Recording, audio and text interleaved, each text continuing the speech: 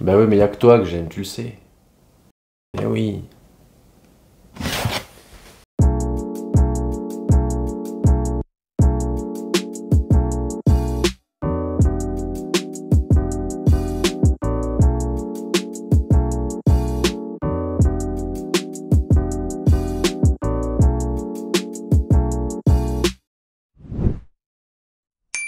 Bon, aujourd'hui on s'attaque enfin au kimchi. Le kimchi, donc le chou fermenté coréen. Le kimchi, c'est à la Corée ce que la baguette est à la France. Il n'y a pas de repas sans kimchi, comme il n'y a pas de repas sans baguette en France, et oui. Enfin, si vous êtes quelqu'un de bien, hein.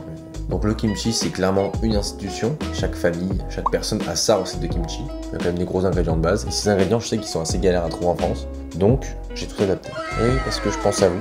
Et parce que vu que je suis un spécialiste, enfin j'étais un spécialiste des épiceries asiatiques en France, je sais que tout ce qu'il y a dans ma recette, vous le trouvez facilement.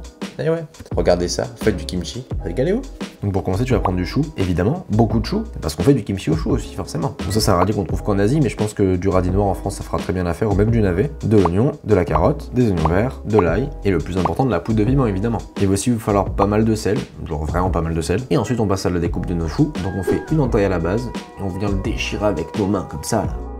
Je répète l'opération 2 fois, comme ça j'aurai 4 morceaux pour un seul chou. Et après on répète l'opération pour tous nos choux. Et franchement, moi j'avais jamais coupé les choux comme ça, mais c'est vraiment ASMR limite. Hein. Je pourrais faire ça toute la journée. Après je vais faire que manger du chou. Pas sûr que mon estomac il kiffe manger un chou par jour, quoi.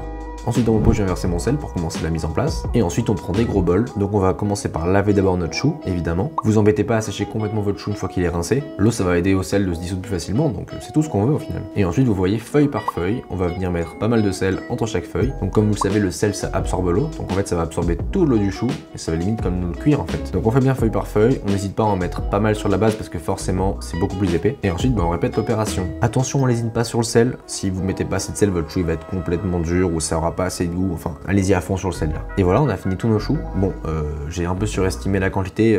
Je pensais que tout allait rentrer dans un seul bol, mais pas du tout.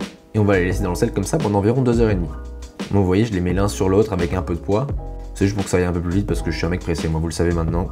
Toutes les demi-heures, on va les tourner, histoire qu'ils perdent le roux à peu près de manière homogène. Et vous voyez, ça a rendu vraiment beaucoup d'eau. Hein. Après 2h30, votre chou il est complètement cuit dans le sel, complètement mou.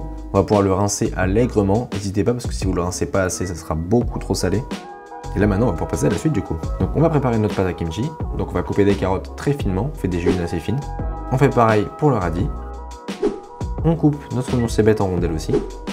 Ensuite on va venir mixer notre poire. Vous pouvez prendre n'importe quel type de poire ou même des pommes, ça marchera très bien aussi. Moi j'ai pris des poires de nashi. C'est des poires asiatiques mais on les trouve maintenant en France, pas forcément importées, en plus c'est le plus en France. On fait le circuit court ici, on pense au local. Hein. On va venir aussi mixer notre ail et notre oignon.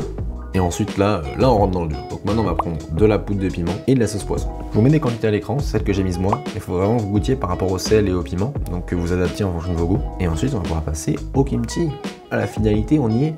Faut quand même acheter des tupperwares exprès à kimchi. Non, sinon vous pouvez prendre des bocaux à joint, ça marchera très bien aussi. On n'importe quel type de tupperware. Mais là, ce qui est pratique, vous allez voir, c'est qu'on peut chasser l'air complètement et que notre kimchi soit complètement submergé tout le temps. Et maintenant que tout est prêt, place à la préparation. Donc vous allez prendre votre kimchi et maintenant, feuille par feuille, vous allez soulever afin de rentrer la marinade entre chaque feuille. Faites bien attention, vraiment, entre chaque feuille, on veut qu'il y ait de la marinade, hein, on rigole pas. Moi j'ai mis des gants parce que comme vous le savez, je suis fragile, mais avec les mains ça marche aussi très bien. Et voilà, feuille par feuille, on vient étaler gentiment notre préparation pimentée qui va rendre le chou incroyable. Et une fois que c'est prêt, hop, on le met directement dans votre bocal, votre tupperware ou peu importe ce que vous avez pris. Et ensuite, phase le plus important, on vient bien le tasser. Si vous tassez pas assez, il va y avoir de l'air et votre fermentation elle risque d'un peu chier. Hop, là on se retrouve 2 jours après, on vient bien réappuyer. Comme je vous ai dit tout à l'heure, il faut vraiment que votre chou soit bien submergé. On le laisse tranquille, et là, une semaine après, on va pouvoir commencer à le mettre au frigo. Plus longtemps vous le laisserez à l'air libre, et plus longtemps il va fermenter. Moi dans ce cas-là, j'ai fait 2 gros pots, donc j'ai mon premier pot que j'ai mis au bout d'une semaine au frigo. Donc celui-là, il va me tenir plus longtemps, vu qu'il va fermenter au frigo beaucoup plus lentement. Et le deuxième, là, celui qu'on voit là, lui, il a passé 2 petites semaines dehors. Il va au frais, et je vais pouvoir le manger maintenant. Là, ça fait 2 semaines que j'attends, moi. 2 semaines que je le vois celui-là, là. Déjà, ça sent super bon.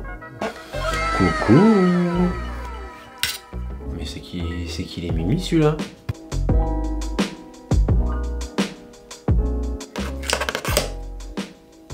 On y est. Enfin, c'est mon premier kimchi. J'ai un peu peur, je vous le dis. Il est épicé, hein. Franchement, il est pas mal. J'ai déjà eu bien pire en restaurant, franchement. Non, franchement, je suis content. Nickel, franchement. Il va y avoir pas mal de recettes avec du kimchi, je vous le dis. Là, ça y est, là, on a lancé l'engrenage, c'est parti.